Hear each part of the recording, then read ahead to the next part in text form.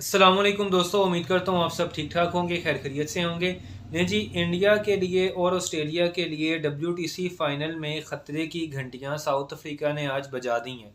हम पहले भी आपको कई दफ़ा प्रिडिक्शन दे चुके हैं कि वाइल्ड कार्ड एंट्री करेगा साउथ अफ्रीका, और ये जो लोग इंडिया और ऑस्ट्रेलिया का फ़ाइनल बना के बैठे हैं, इंडिया और ऑस्ट्रेलिया में से कोई एक टीम ही क्वालिफाई कर सकेगी।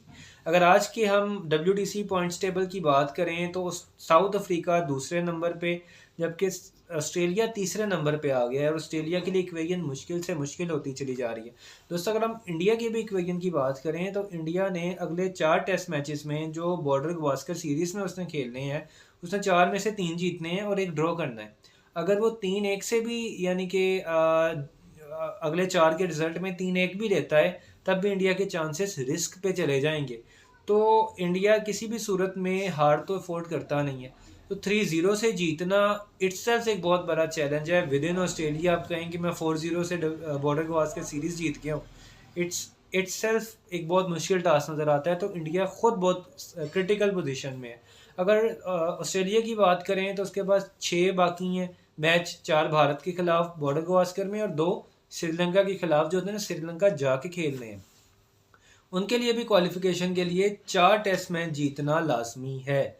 तो अगर, यानी कि 2 तो मिनिमम इंडिया से जीतने पड़ेंगे और 2 फिर श्रीलंका में जाके श्रीलंका को हराने पड़ेंगे। अगर इसमें इंडिया ऑस्ट्रेलिया ने कम भी जीतने हैं तो कम से कम 2 जीतने पड़ेंगे, ताकि अगले 2 श्रीलंका से जीत के WTC का फाइनल क्लेम कर सके। जबकि इंडिया के लिए हमने आपको बताया कि ये मुश्किल है। जो साउथ अफ्रीका है उसने भी 3 में से 3 जीतने हैं, लेकिन एक तो उनका श्रीलंका में, अच्छा तीनों उनके होम में है। एक श्रीलंका के साथ है जिनको उन्होंने आज कुचला है, और उसके बाद 2 पाकिस्तान के साथ है। बीइंग पाकिस्तानी तो हम पाकिस्तान को सपोर्ट करेंगे, लेकिन ऑन पेपर और on reality grounds south Africa toughest team है इन होम कंडीशंस। इवन इंडिया भी उससे सीरीज नहीं जीत सका। तो मुकाबला बराबर रहा, श्रीलंका ने किया, पाकिस्तान ने भी एक दफ़ा किया, एक दफ़ा हमने सीरीज भी जीत गए मिस बार की दफ़ा, लेकिन मुश्किल रहता है बहुत ज़्यादा। तो ये बेसिकली सारी की सारी एक कहते हैं कि खिचड़ी मची हुई है। और मैं समझता हूँ कि WTC का जो क्राइटेरिया बनाया गया है ना, बहुत इंटरेस्टिंग बनाया गया है और इसी तरह का होना चाहिए था कि सीरीज टू सीरीज एनालिसिस हो रहा है। और लास्ट टाइम तो 2 टीम्स बड़ी क्लियरली आगे चली गई थी, गई वो भी जीत के थी, लेकिन कोई कंपटीशन नहीं था। लेकिन इस दफ़ा जिस तरह का कंपटीशन है, अब इंडिया शेर नज़र आ रहा था, लेकिन 3-0 हारने के बाद इंडिया ढेर होता नज़र आया। अब एक जीत से हम इंडिया की क्वालिफिकेशन कंफर्म नहीं कर सकते, लेकिन इंडिया फाइट में। ऑस्ट्रेलिया जो कि क्वालिफाइड नज़र आ रहा था ऑलमोस्ट, सिर्फ पर्थ की एक हार की वजह से ऑस्ट्रेलिया कितना नीचे आ गया।